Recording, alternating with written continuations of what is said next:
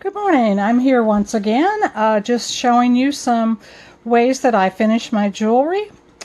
These are some of the confetti earrings that I have completed, with one that's not quite completed yet.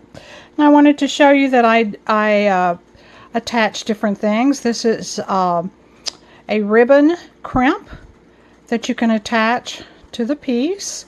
But I also like to finish the backs of the pieces with just a little bit of texture and additional clay.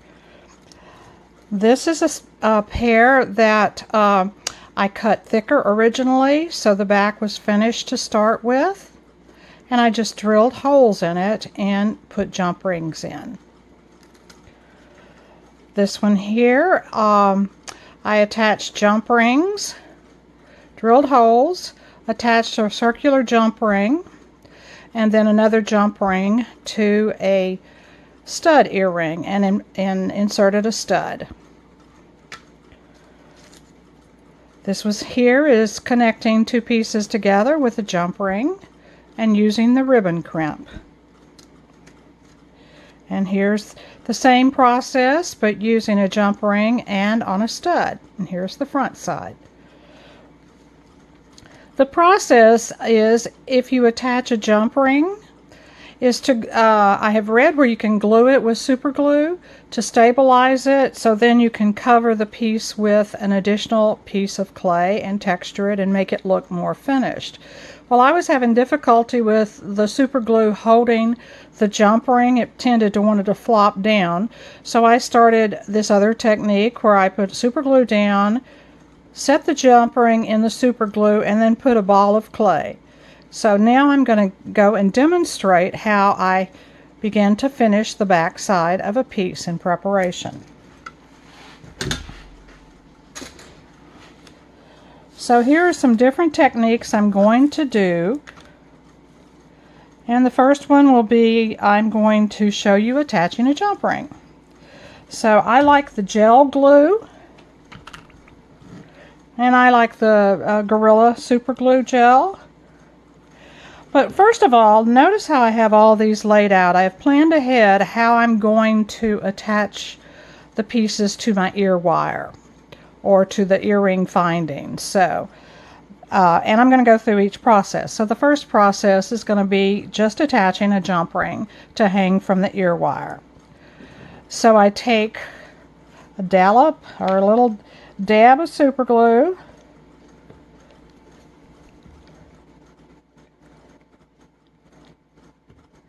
and put at the top where I'm going to lay the jump ring. Then I take a coordinating color that I'm going to cover the back of the earring with, make a couple of little balls, try to make them about equal. You don't want them too large, you just are using them as a tool to attach or make the ear jump ring stay onto the earring. Okay, then I take a pair of my pliers and grab the jump ring, but I like for the opening of the jump ring to be the part that sits onto, and let me zoom in just a little bit.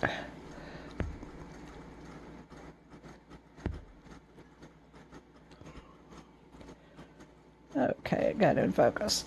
So now I'm going to hold the jump ring where I want it in the super glue. I could stand here and hold it all along, but I found it works better if I take that ball then and mash it right on top of that jump ring, and then that holds it while it's drying. Okay. So I'm really not getting too much glue on my fingers. I like to move quick. But it holds it just enough so when I do cover the back side with clay, it will not fall off. Okay? So I'm going to do the other one right quick, get them both done. And I'll let it dry and then I'll cover them. So here I'm putting the glue down. Where did my little ball go to? It's best to have that little ball ready.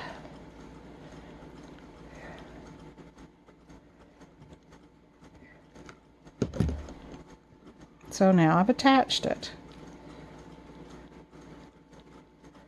And you can see from the front side, you might have to turn it over and make sure you've got it centered. I have crooked eyes. They look crooked. But there, a nice attachment there.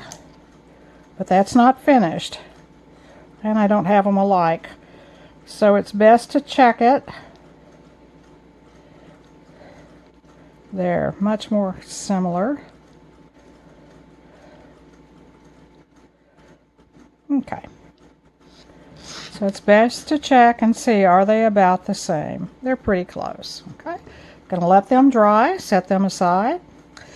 Another attachment that is kind of pretty and leads to where you can do more things with beads added on is to do the same attachment as I do with the jump ring, but take a piece of wire and make like an eye pin. And I'm using number 20, now this is 22 gauge wire,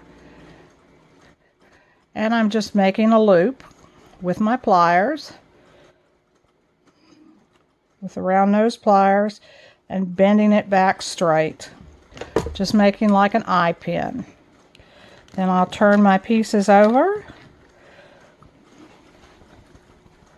get my little balls ready, or my attaching tool, have them close at hand. Put your glue down.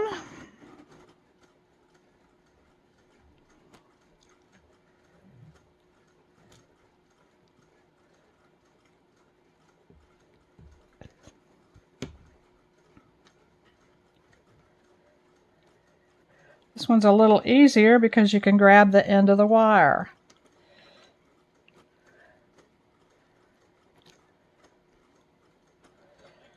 Then I just kind of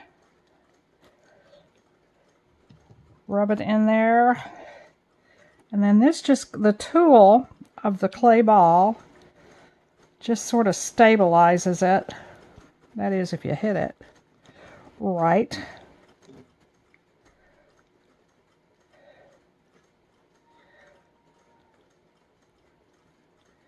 Just stabilizes it enough to where it will be level and even.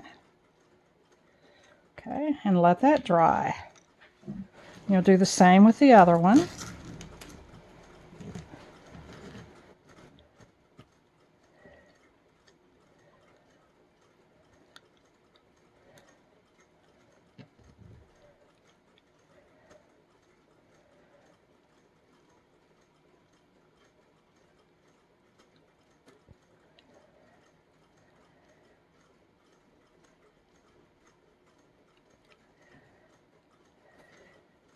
Okay,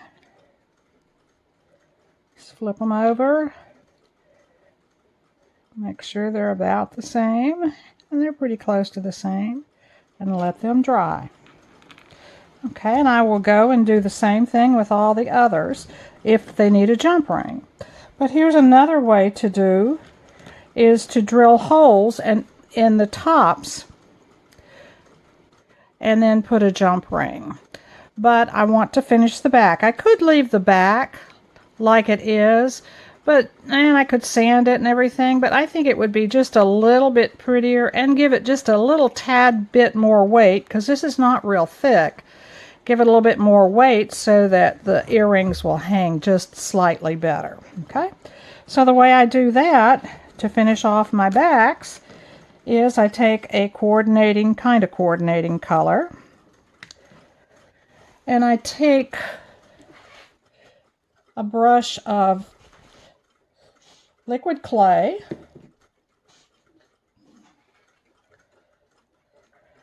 and just lightly coat the entire back of the piece with the liquid clay. You don't need a lot, you just want enough for it to bond.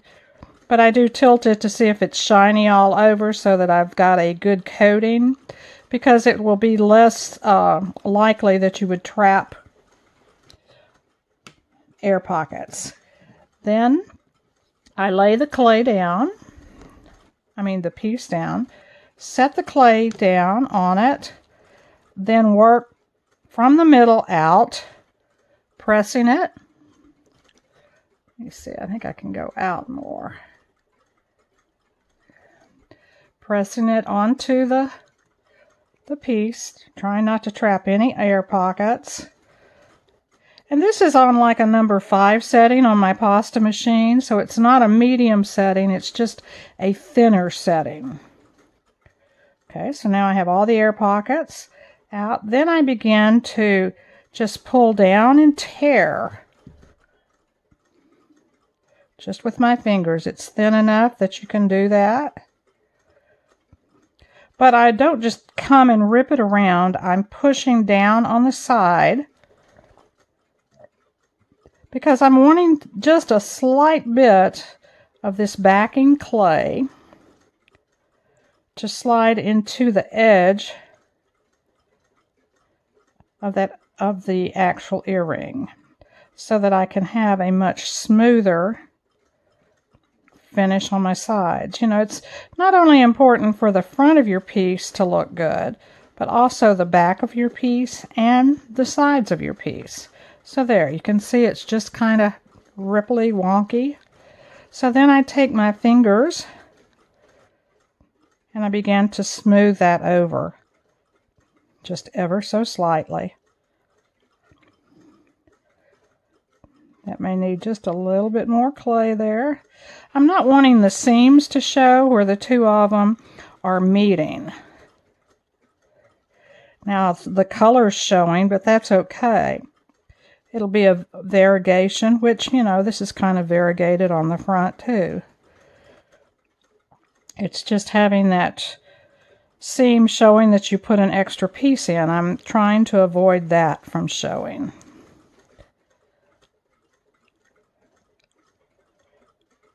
So I just go all the way around it, that way.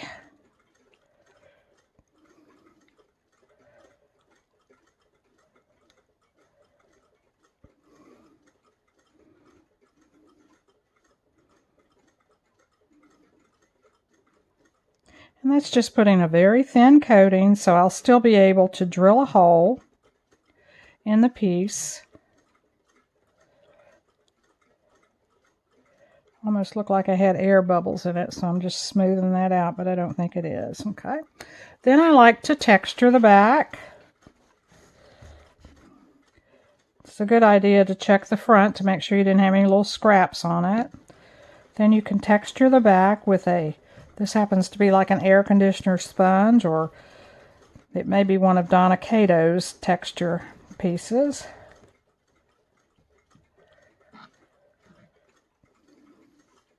And see how much more finished that is than this one. Whoops.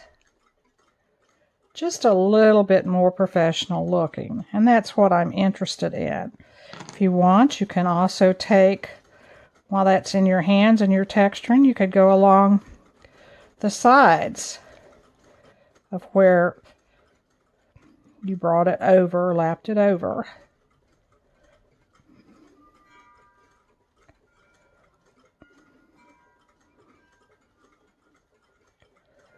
Okay, so that's another way of finishing an earring. So then I will cure that. Get this out of the way. And that's using just drilling and putting ear wires in.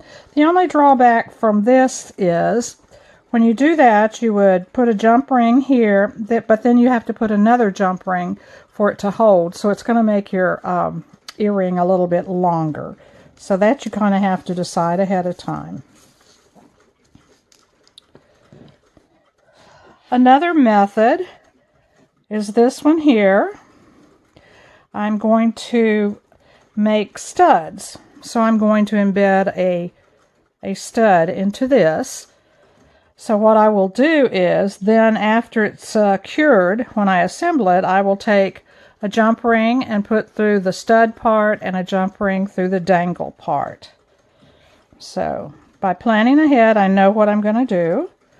So what I do, oh, and I had this little piece here. This was not a perfectly round piece. So I took scissors and trimmed it. So when you build earrings that are kind of thin, you can trim up some after they're baked. And that's kind of a nice feature. So the backs of this I would finish just like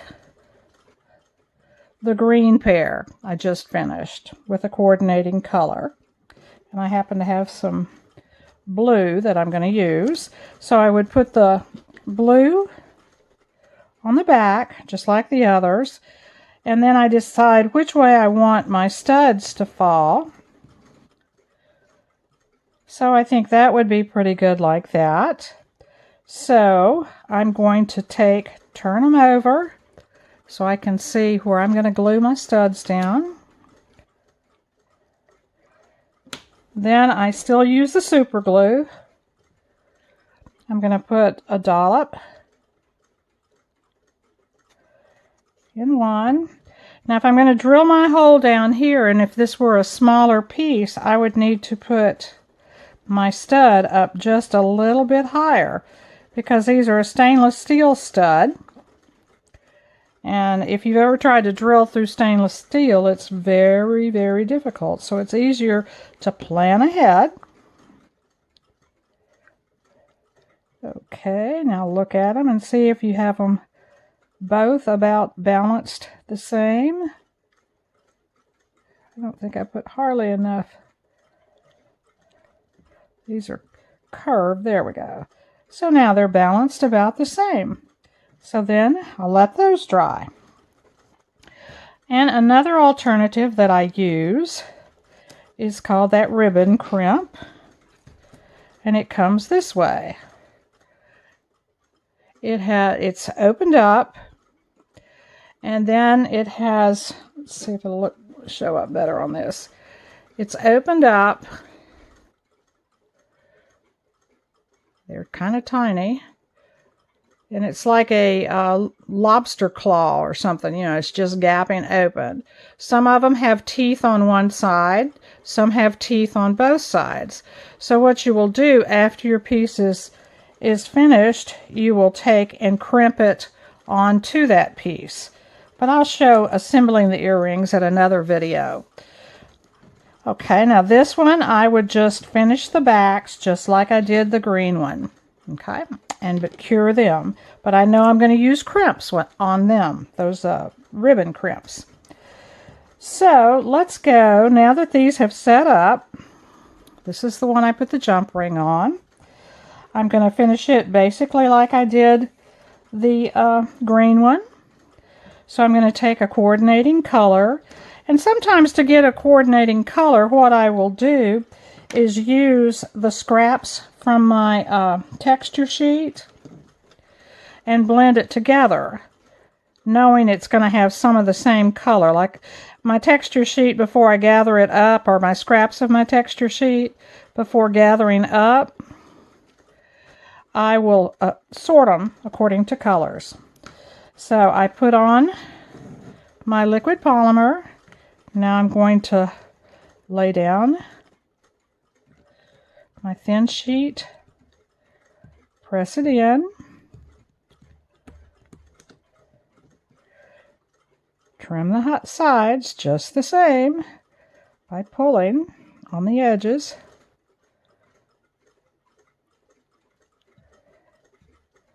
Or pressing and smearing, I guess you might say, is kind of what I'm doing.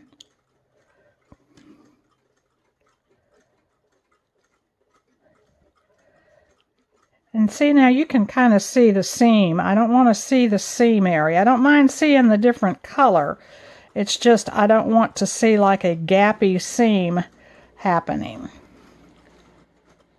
And it is a little bit messy. Some people will use a tool, which is kind of neat, is a brass brush. And they'll go this way. And then that kind of cleans the edge off too. It's kind of pushing and cleaning the edge off, but it does make a mess. So if I don't have anything that's real detailed, to just use my fingers.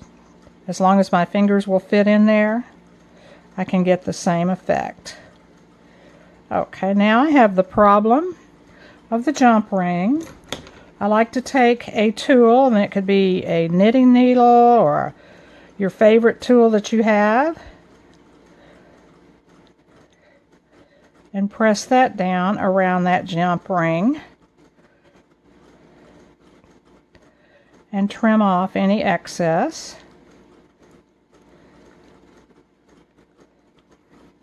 Smooth it. Look from the front, because see, you can see where the clay is kind of bulging up. I want to clean that off. I want it to make good contact with my piece, but I don't want it to be so visible.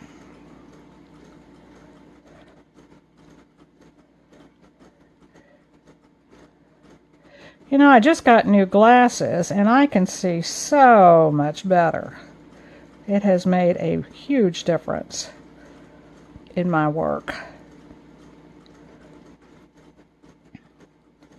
You never know how blind you are until you get new glasses.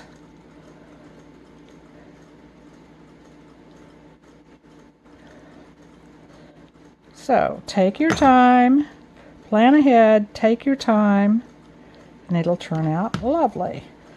So, I'm going to clean that off so I don't get little crumbs in that pretty little blue earring, and then I'll texture it. This is also a Donna Kato sponge, and it's one of my favorite. So, you know, to even make your earrings a different variety, use different textures.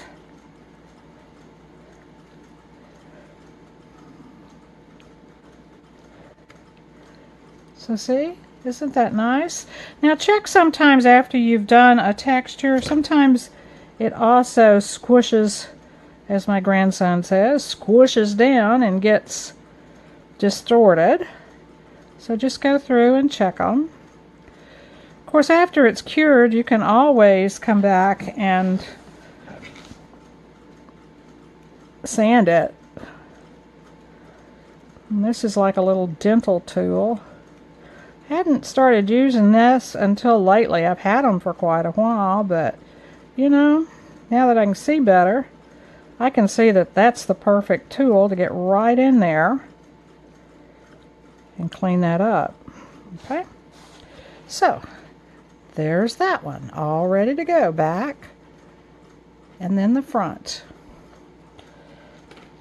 and I'll cure it just like I do all the others. So now my last one is the little D with the eye pin on there. Still the same process of coating the back. Anytime you have a cured piece and you're attaching non-cured clay to it, for security, it's best to always put just a thin layer of your liquid clay. It might stick, but then it might not, and then I'd have to do it over again. So I like for it to happen the first time. So I'm going to put the coordinating color down, or a coordinating color down. Ugh, clean my fingers, I've got that blue on there from the other one. Okay, that shows just a little bit, but once you texture it, that little hump's not going to show that bad from where you attach the eye pin. Same process.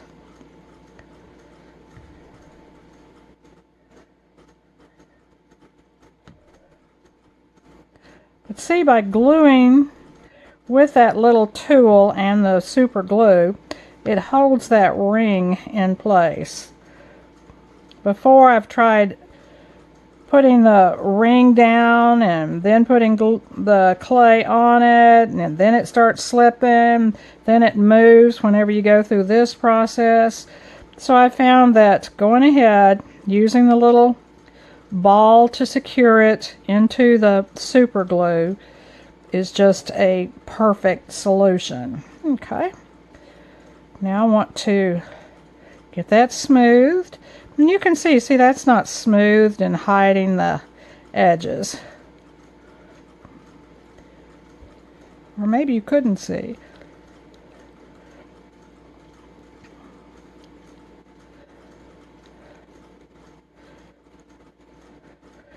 And that may have to be sanded after it's over because I see that little cutout is showing through. That's okay.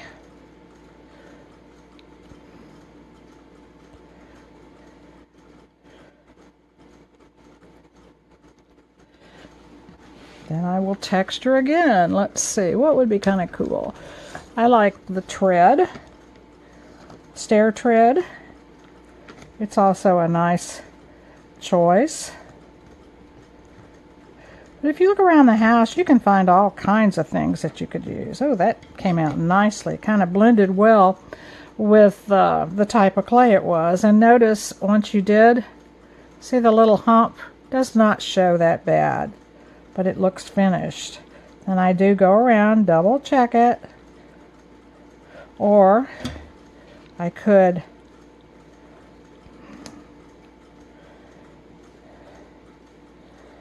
texture the sides.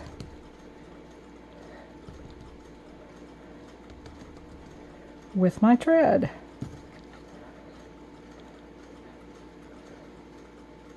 And I'm making a mess of it.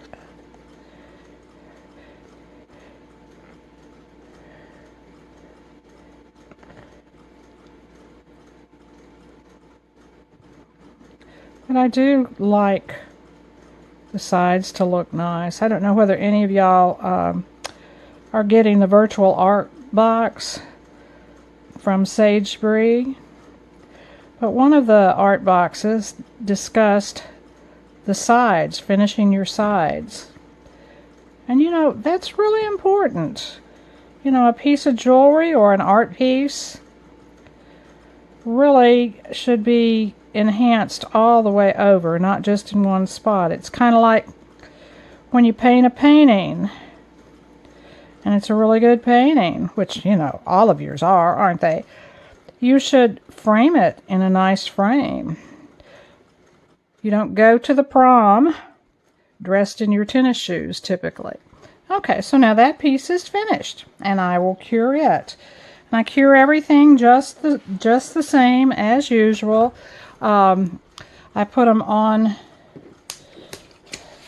a cardstock, and although they're domed right now, I bake them this way. If I put them on the dome, it leaves just a little shiny areas in places. So I usually bake them this way, and sometimes I'll take them out while they're still warm, and then dome them, run them under cold water, and bring them back to that dome shape, because clay has a memory, and so it will come back to that dome shape as it cools. Well, that concludes finishing the backs of the polymer clay confetti earrings. Thanks for watching, and be safe out there.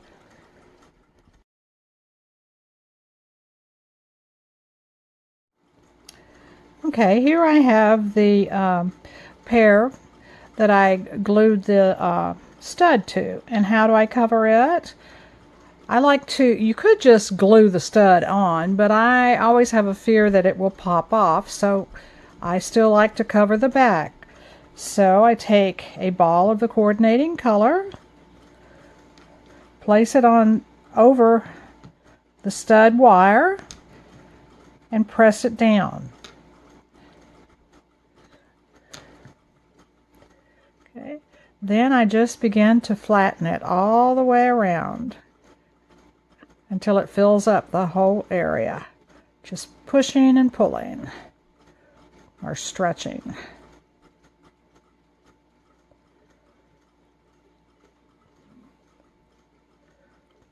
It's basically the same as covering the backs of the others. It's just you've got a stud in there.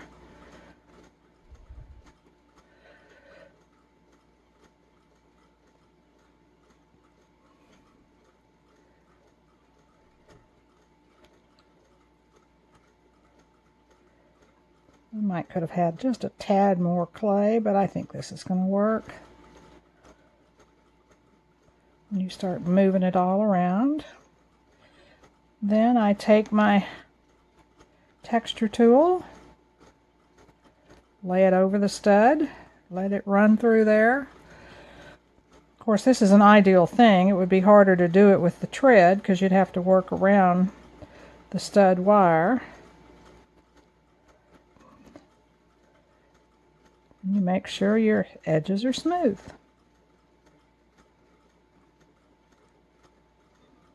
Okay, and that'll hold much better.